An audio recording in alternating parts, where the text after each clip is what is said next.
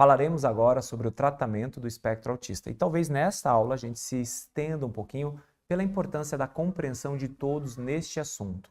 O primeiro passo, a coisa mais importante que eu quero que vocês já se fixem, é que a gente vai conseguir tratar bem o paciente quando a gente tiver diagnóstico precoce. Simples assim, sem dar muitas voltas. Se o paciente não recebe o diagnóstico precoce, a gente não está oportunizando o melhor tratamento para ele. Não adianta nada você agora chegar a dar um diagnóstico com 10, 12 anos, 7 anos, a gente não está dando o melhor de tratamento para ele. Posso dar o melhor dentro da realidade daquele momento, mas o tratamento padrão ouro passa por um tratamento precoce. Digo tudo isso porque eu expliquei para vocês que médicos pediatras deveriam fazer diagnóstico, médicos da unidade básica deveriam fazer diagnóstico. E acima de tudo, os especialistas não deveriam tomar tempo dessa família. E não se passa necessariamente para sair dando diagnóstico para todo mundo, longe disso. Eu sempre falo que a gente tem que tentar confrontar ao máximo o diagnóstico, porque isso é um diagnóstico para a vida toda. Que mãe, que pai quer um diagnóstico, que a criança tem atraso social, atraso comunicativo, que a criança pode se bater, bater sua cabeça, se morder, não pode comer, dificuldade de desfraldar? Que pai que quer isso? Então, assim, a gente não tem que banalizar esse diagnóstico. Ah, vou sair dando esse diagnóstico. Mas também a gente não pode banalizar a não execução dele. Se eu estou com um sinal evidente, se eu estou com clareza do diagnóstico, a gente precisa fazer isso. Então, o tratamento passa por um diagnóstico precoce. Só que você, pai, você, mãe, sabe a luta e a dificuldade que vocês estão tendo. Então, se informem, busquem muita informação para que você saiba dialogar com o seu médico. Imagina você, por exemplo, mãe que depende do SUS. Fala, nossa, Thiago, mas essa não é a minha realidade. Eu vou ensinar você a tratar. Essa não é a minha realidade. Eu falo, mãe, veja bem, conversa com o seu médico lá do posto de saúde. Ah, mas ele não dá o diagnóstico. Aí você vai chegar para ele e fala, doutor, meu filho tem 2 anos, tem dificuldade na reciprocidade, tem dificuldade na comunicação verbal e não verbal, tem padrão repetitivo, restrito e tudo mais. Eu estou trazendo aqui o DSM para o senhor. Ah, é verdade, ele tem autismo, então vamos caminhar para o neurologista. Olha, mas eu estou pegando a lei 13.438 que eu aprendi, que fala que o senhor deveria fazer isso aqui também. Você acabou com elegância, com sabedoria, constrangendo esse profissional e agora você já tem o seu diagnóstico. Primeira coisa, ter o diagnóstico precoce. É vergonhoso eu falar que você, mãe, deveria fazer isso, porque esse profissional deveria fazer isso. Mas a gente sabe que hoje ainda não é a realidade de muitos lugares. Parte 2. Você pegou o diagnóstico, você é baixa renda que está lá no SUS, você pode pegar o BPC, o Auxílio de Prestação Continuada, da Lei Orgânica de Saúde. Eu vou falar sobre direitos para vocês ainda. Esse benefício te proporciona um salário mínimo. Um salário mínimo você pode investir em 1 ou 2 cursos de autismo e numa supervisão para você. Basicamente, o tratamento está feito. Não estou dizendo que é fácil, só estou dizendo que é possível. Então, a gente precisa de um diagnóstico precoce, uma compreensão dos direitos do autismo para que a gente possa proporcionar esse tratamento. Ah, eu sou do plano de saúde, melhor. O plano de saúde tem que pagar o tratamento do seu filho. Ah, eles estão me encaminhando para A, B, C e não é o que o médico pediu, não é da forma que deveria. Faça uma reclamação na ANS, deixe tudo documentado, para de ficar ligando com o seu plano de saúde. O meu plano de saúde me fez de bobo por uns 2, 3 meses. Vem cá, vamos conversar, você é colega, vem cá, vamos conversar. E eu, comecei a perceber que estavam me enrolando, banho-maria. Não, a gente não vai poder, sim, aquela coisa toda. Entrei com ação judicial, quinzena, 40 dias depois a gente tinha ação do meu filho, tá? Essa semana, assim, por favor, profissionais médicos, deem laudos decentes. Não dá para você. Eu sei que no mundo natural, bastaria colocar o nome do paciente, a condição e aquilo que fez você pensar, o CID, a data e a assinatura. Mas vocês sabem que não é o suficiente. Tenham laudos decentes. Tenham laudos decentes, tá? Hoje, eu falo para vocês que um laudo meu é uma página é sobre a criança e as outras 3 páginas justificando aquilo que eu pedi. Laudo de 4 páginas. Mas quando um plano de saúde pega aqueles laudos de 4 páginas, ele fala, nossa, isso daqui faz diferença, eu não posso negar. Ou cai na mão do juiz, eu explico lá, para quem é e para quem vai proporcionar o tratamento dessa criança, quero explicar melhor para vocês o que é o autismo e por que eu estou pedindo tudo isso. Muda o cenário. Então você, pai, você, mãe, podem estar conversando com o seu médico, entendendo os seus direitos, e aí eu vou explicar um pouquinho sobre os direitos para vocês, para que vocês possam proporcionar um tratamento adequado. Fizemos um tratamento adequado com o diagnóstico precoce. Estou no plano de saúde, pede para o seu pediatra, explica a mesma coisa para ele. Estou na rede particular, teoricamente aí é mais fácil, né? Bom, chegamos então nesse momento que a gente tem o diagnóstico, vamos tratar. Para que a gente possa tratar essa criança, lógico, nós precisamos identificar as necessidades dela. E como eu falei, se essa criança chegou recebendo diagnóstico 1 ano e meio, 2 anos e meio, 3, e eu diria até 4 anos, ela não é nível 1 de suporte. provavelmente já era nível 2, ou às vezes até um nível 1 de suporte, que agora já está bem pior as coisas todas, e nesse momento se tornou um nível 2 de suporte. Porque o nível 1 de suporte recebe diagnóstico lá na 6ª série de TDAH ou de qualquer outra coisa, de ansiedade, de depressão e principalmente na vida adolescente. Chegamos aqui em nível de suporte. No nível de suporte, como é que a gente vai fazer? Eu, médico, faço um laudo, dou o meu diagnóstico. Pode ser imediato, na primeira consulta, posso precisar de 1, 2 meses, precisando de avaliações, aquela coisa, mas eu fiz o meu diagnóstico. Essa criança precisa obrigatoriamente passar por uma análise de comportamento. Então, receber o diagnóstico é obrigatório ela ter um PEI, é obrigatório ela aprender sobre análise do comportamento, é obrigatório ela fazer uma avaliação. Não existe essa criança fazer um diagnóstico com o médico, vai para a clínica aqui, a criança há 3 meses lá ainda não tem uma análise do comportamento, qual o objetivo a curto prazo, o que nós queremos, qual que é a prioridade que a gente precisa identificar, isso está errado. E está muito errado. Ou tem ali 3, 4 profissionais, mas cada um faz o que quer. Ah, eu estou vendo as dificuldades da fonoaudiologia, eu estou vendo as dificuldades da terapia ocupacional, eu estou vendo as dificuldades da psicomotricidade, eu estou vendo as dificuldades do comportamento. Isso é tratamento multidisciplinar. E eu vou te mostrar uma coisa. Ivar Lovaas, lá em 87, Eichstätt, Howard, essas pessoas tudo conseguem comprovar para a gente de forma muito clara, tá? Um grupo, o seu filho, se ele fizer 40 horas de ciência ABA, e você vai perceber que você participa disso, a escola participa disso e os terapeutas participam, se ele fizer 40 horas de ABA, depois de 2 anos, quase 90% está apto ao ingresso regular com nenhum ou pouco suporte. Tratamento multidisciplinar, 2, 3%. Percebeu? Um pouquinho de fono, um pouquinho de teoria, um pouquinho de psicologia, que cada um determina as suas prioridades, que pai e mãe deixam a criança na televisão, que não entende que é ciência ABA, que não fazem curso de ABA, que não se capacitam em ABA, escola que até disponibiliza uma criança para não ficar, um tutor, para não ficar puxando o cabelinho do outro, para não colocar o dedo na tomada, aquelas coisas que eu sempre falo para vocês, 2, 3% evoluem para essa independência, como eu falei. Ah, Thiago, mas vai evoluir, vai melhorar. Lógico, você está estimulando alguma coisa, a gente vai conseguir. Mas a minha pergunta é, você quer estimular ou quer tratar o seu filho que está no transtorno espectro autista? Então, desde 87, a gente tem isso. Tanto é que a gente já nem fica mais fazendo comparativos, né? Estudo duplo cego randomizado com um paciente que está recebendo ABA e outro que não está recebendo, porque a gente sabe que se eu fizer isso com o outro, eu estou gerando um mal danado para ele.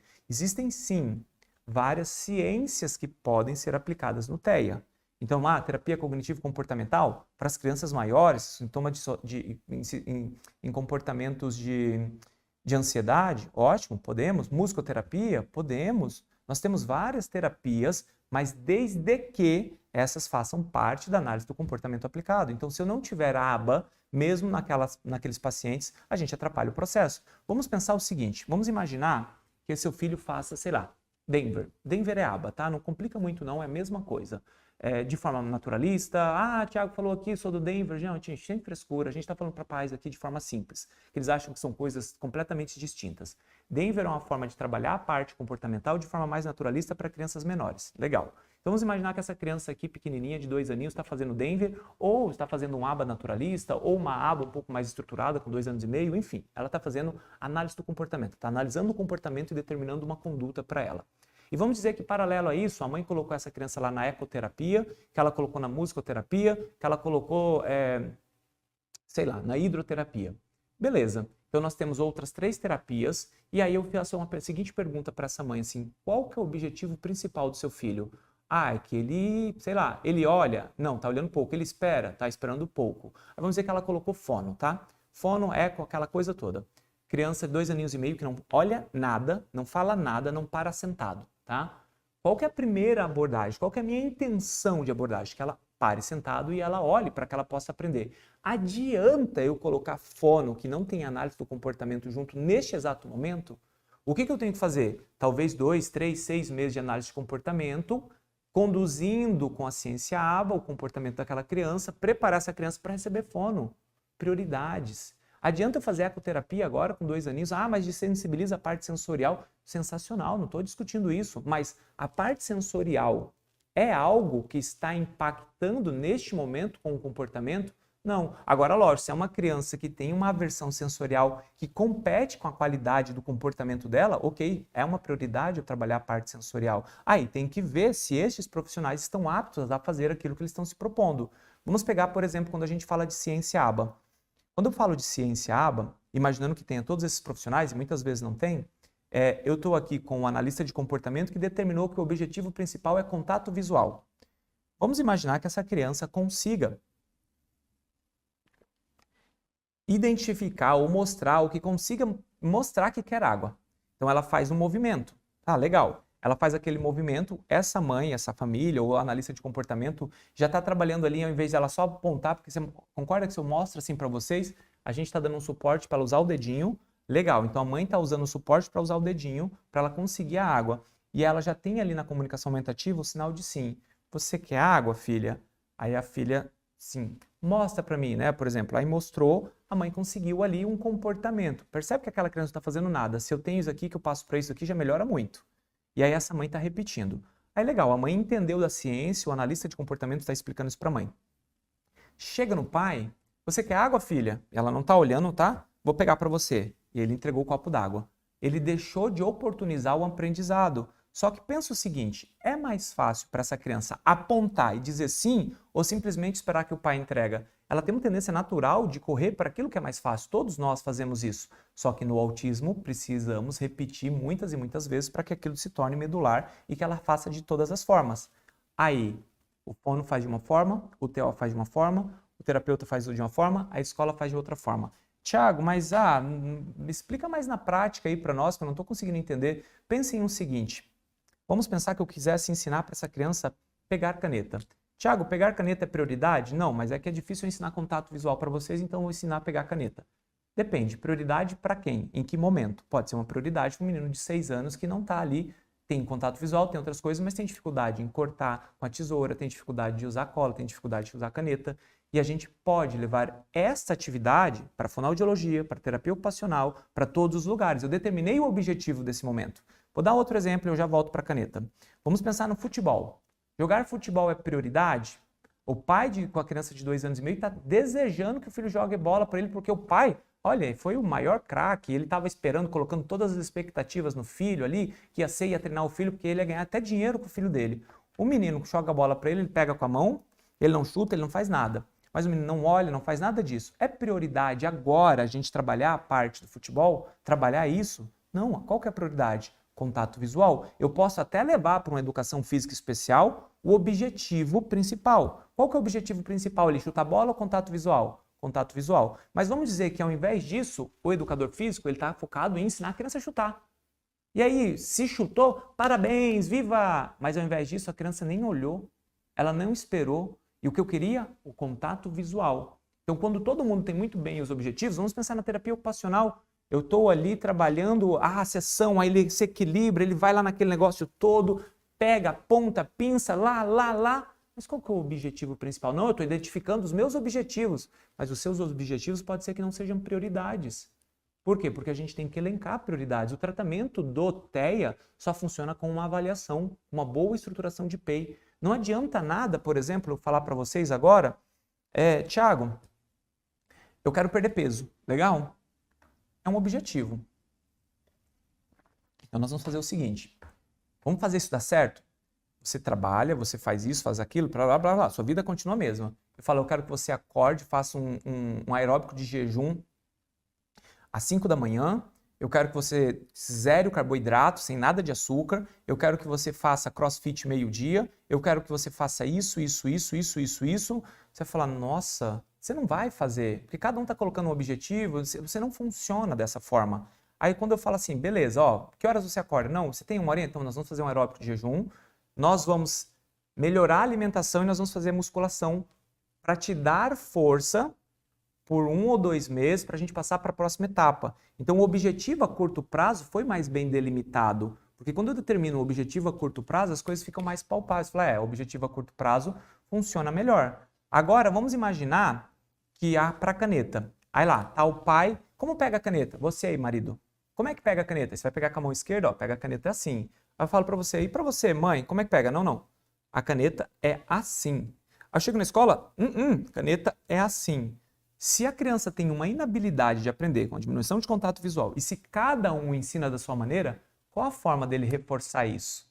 Quando a gente fala sobre análise do comportamento aplicado, por que eu falo a respeito de você avaliar se essa criança tem condição daquilo? Qual que é o objetivo dela? Às vezes os pais chegam para mim e falam, doutor, eu quero que meu filho coma, porque comer é uma grande dor para mim. Eu falo, ele olha, ele senta? Não, não olha e não senta.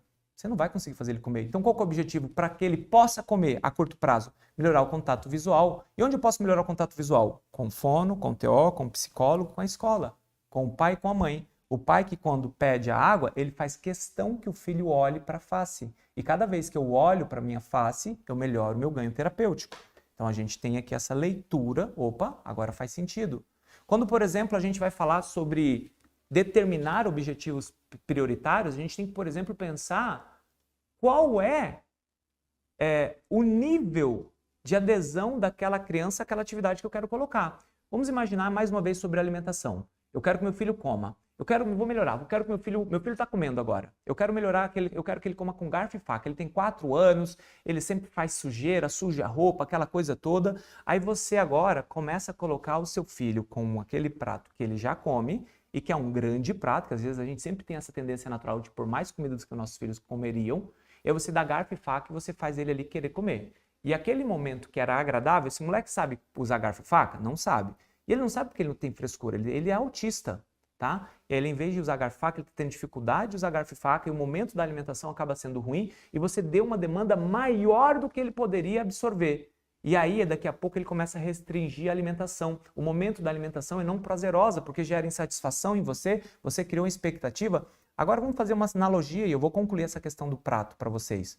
Pensem da seguinte forma, você agora, mulher ou homem, você não consegue levantar 30 ou 40 quilos de supino. E eu falo, não, mas pode ir, porque isso aí você consegue. Não, doutor, eu não consigo. Você consegue, empurra aí, vai. E aí você vai lá, assim, com força, distendendo a musculatura, empurra 3, 4 vezes. Deu. A criança comeu 3, 4 garfadas. Deu. No dia seguinte, você quer empurrar supino? Estourou veia, machucou hemorroida, machucou tudo que tinha. Percebem que quando a gente dá alguma coisa mais do que aquele paciente conseguiria, isso não é positivo. Agora pensa, você mesmo que está querendo fazer a mudança da sua vida, fala, não, a gente vai começar com 5 quilos, mulher, de supino. Nossa, você faz 20 flexão, se sentiu bem, ou seja, você executou, você terminou, te gerou um bem-estar, e ao final disso fala, legal, amanhã eu quero fazer de novo. Só que aí no dia amanhã, ao invés de 5 quilos, eu pego 7. Agora pensa você que quer que seu filho use garfo e faca, tá? Prato do almoço. A gente não vai fazer isso nesse momento. Nesse momento eu quero que ele coma. Qual que é o objetivo principal do almoço? Que ele coma.